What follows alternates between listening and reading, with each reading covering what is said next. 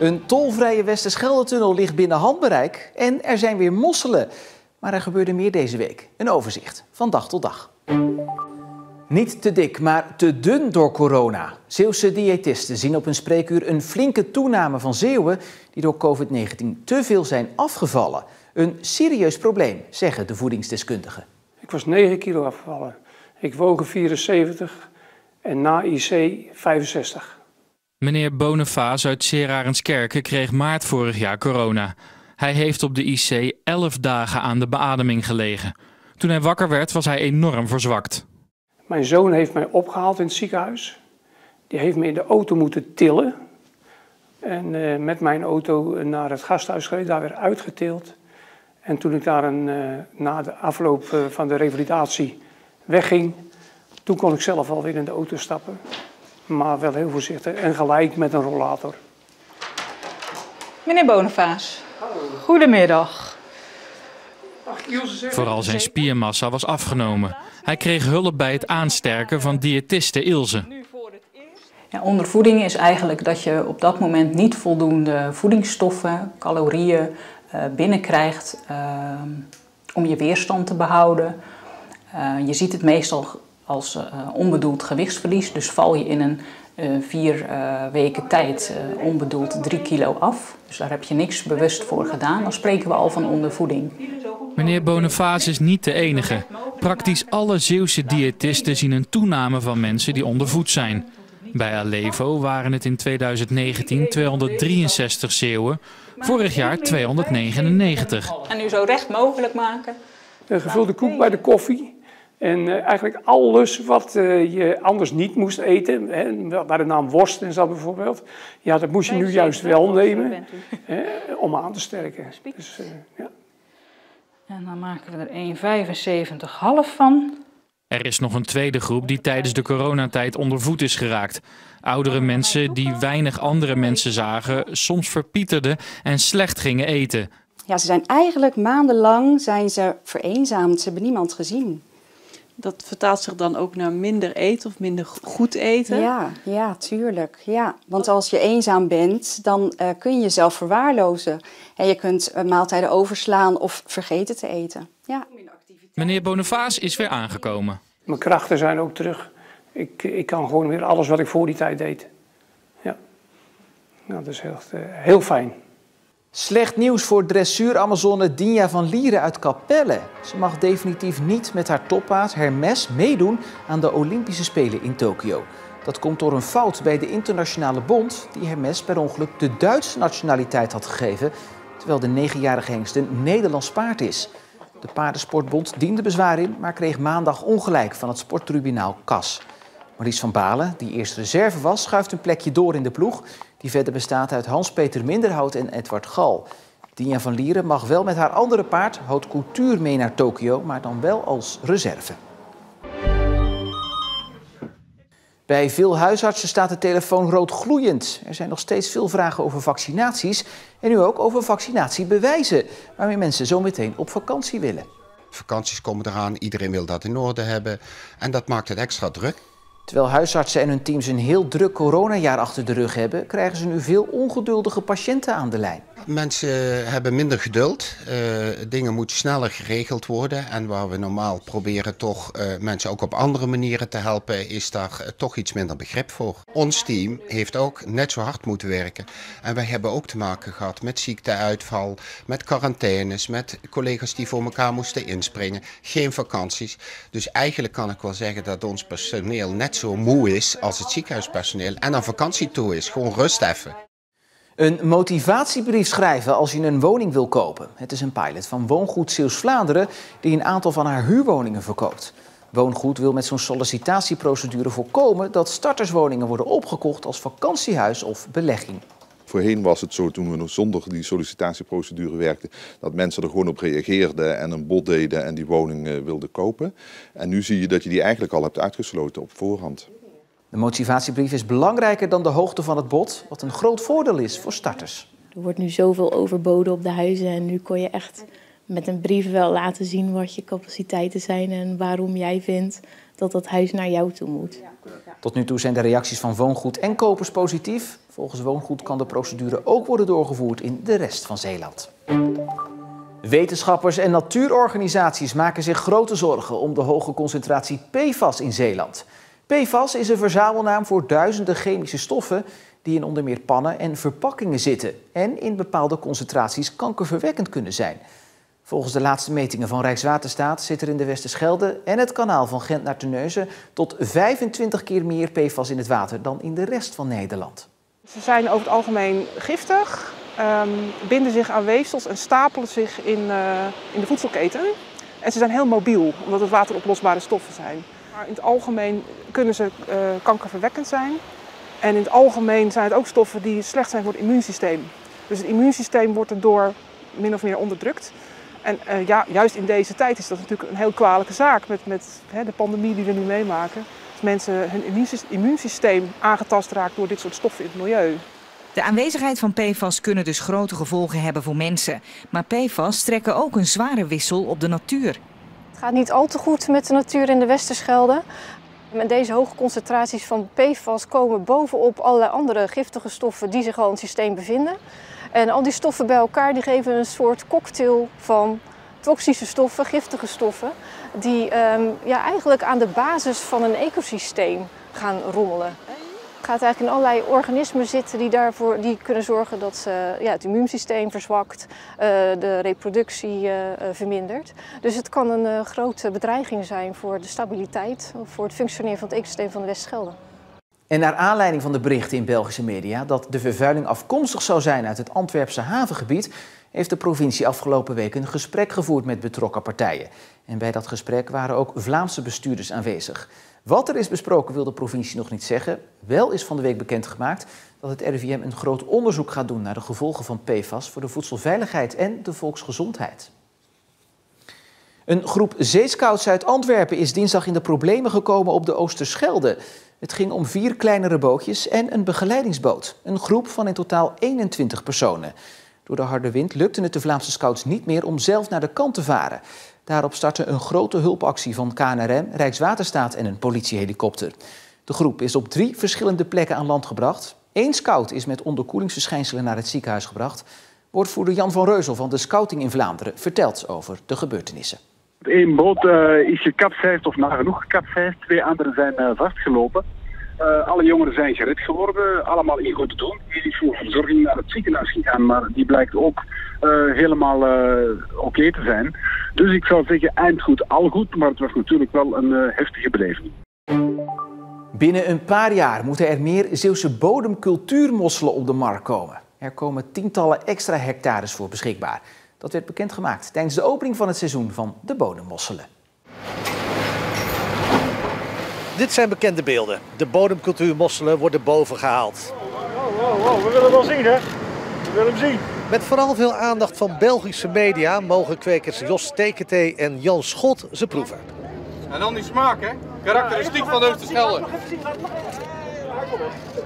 De eerste bodemcultuurmosselen zijn het niet van dit jaar. Een aantal bedrijven zijn al een paar weken aan het vissen, omdat de mossels dit jaar extreem vroeg een goede maat hadden. Dat is de vraag die we niet gaan beantwoorden hoe het komt. We weten het gewoon niet. En dat is dat is het lot van de mosselkweker, dat we een heleboel niet weten. En dat is ook wel het mooie van je vak. Maar het is gewoon een verrassing van de natuur. Toch was er ook nieuws te melden. De mosselsector krijgt enkele tientallen hectares in de Voordelta erbij. De Voordelta is het gebied bij de monding van de Oosterschelde. Als het inderdaad technisch goed gaat en het kan financieel ook uit, dan zouden dat inderdaad meer mosselen in de toekomst kunnen betekenen. En er waren meer nieuwigheden aan boord. Een zak mosselen vertrok met een transportdrone vanaf het schip naar België. Stop. En zakken. De mosselen zullen daar gebruikt gaan worden in het pop-up mosselrestaurant van Sergio Herman en Circo Bakker in Zeebrugge. Bij terugkeer aan de wal in Ierseke was er nog een innovatie. De allereerste mosselautomaat van Nederland wordt onthuld. Wij vinden dat wel een mooi initiatief. En waarom niet? Kijk, als wij mosselen rechtstreeks van onze percelen bij de consument kunnen brengen als het ware, dan waarom niet? TV-persoonlijkheid Jan Boskamp mocht het apparaat voor het eerst gebruiken. 25. Ja, mag even andersom. 25. Ja, anders. Hij weer veranderd. De mosselautomaat is 6 dagen in de week beschikbaar. Jongens, de mosselman. De ambulancedienst van Zorgzaam lokt met een gratis vakantiehuisje extra personeel naar Terneuzen. De invalkrachten komen uit het hele land, draaien in een week 4 diensten, krijgen salaris en mogen met hun gezin verblijven in dit soort huisjes op een vakantiepark in Breskens. Als wij iemand extra kunnen inzetten in die week, kunnen we iemand extra op vakantie laten gaan. Anders moeten we tegen mensen zeggen van, je hebt al een aanvraag gehad voor deze week, maar we hebben al te veel aanvragen, dus jij kunt deze week niet op vakantie. Het idee is niet origineel, ook huisartsen worden met dit soort extraatjes naar Zeeland gelokt. De meesten zien het een mooie mix tussen vakantie met het gezin en uiteindelijk toch met hun vak bezig zijn op een heel andere plaats, wat ook altijd heel verrijkend is om in een andere omgeving jezelfde werk te doen. De ambulancedienst moet vanaf half juli het rooster voor 8 weken rond zien te krijgen en er zijn inmiddels 5 weken ingevuld. Geen traditionele barbecue, maar een Zeeuwse mosselkar om het parlementaire jaar in Den Haag af te sluiten. Door corona kon de barbecue niet doorgaan, dus de provincie Zeeland greep deze kans met beide handen aan om Zeeland nog maar eens neer te zetten als dé voedselprovincie van Nederland. Hiermee willen ze aantonen dat Zeeland belangrijk is in de overstap naar een vleesarm dieet. En dat de gemiste voedingsstoffen kunnen worden gecompenseerd door de extra consumptie van schelpdieren. Daarmee willen we Kamerleden in ieder geval aanbieden: eet van deze lekkere Zeeuwse producten. Maar natuurlijk ook de inhoudelijke boodschap. Mosselen voor de eiwittransitie. En ook een aantal andere Zeeuwse onderwerpen zoals de tunnel, de industrie die gaat verduurzamen. Denk aan infrastructuur waar we echt wel wensen hebben. Maar we kunnen ook bieden. En dat is de hele landbouw- en visserijsector die echt bij kan dragen aan het verduurzamen van ons land.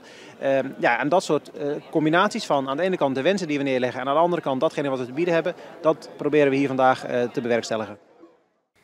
Bij de mosselkar ging het dus om veel meer dan alleen mossels en de eiwittransitie. Het was ook een uitgelezen kans om te lobbyen in Den Haag. Iets wat de Zeeuwen steeds beter afgaat, zegt politiek verslaggever Jan Vogel. Volgens de aanwezige Kamerleden is het Zeeuwse geluid steeds beter te horen in Zeeland.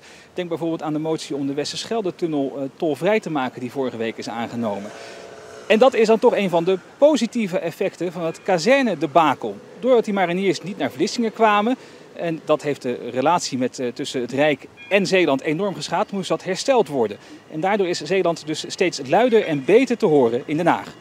Ik vind het heel goed en heel vasthoudend. We hebben natuurlijk best ook even wat deining in de polder gehad vorig jaar rondom de kazerne. En het past ook wel bij de Zeeuwen natuurlijk. Lukt het emergo, lukt het vandaag niet, dan lukt het morgen wel. Toch? Die wordt steeds beter. De Westerschelde-tunnel en de tolvrije discussie staat in ieder geval goed op de kaart bij ons als Partij van de Arbeid.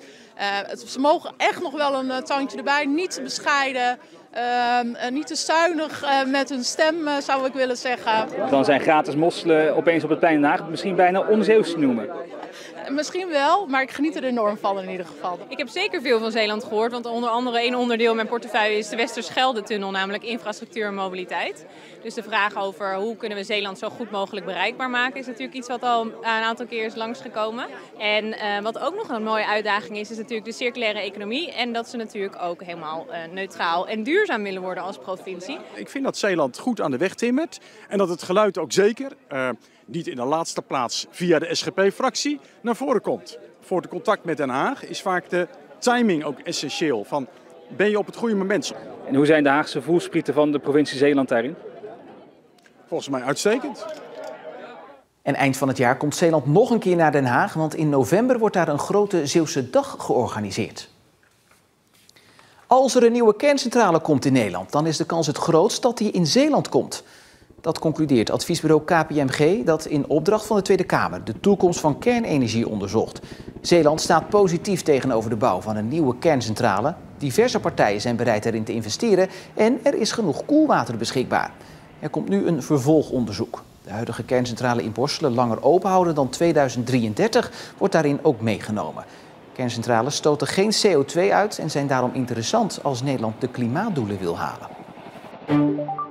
Een tolvrije Westerschelde-tunnel ligt binnen handbereik en kan over een paar jaar al werkelijkheid worden. Veel eerder dus dan 2033, zoals nu de planning ervoor staat.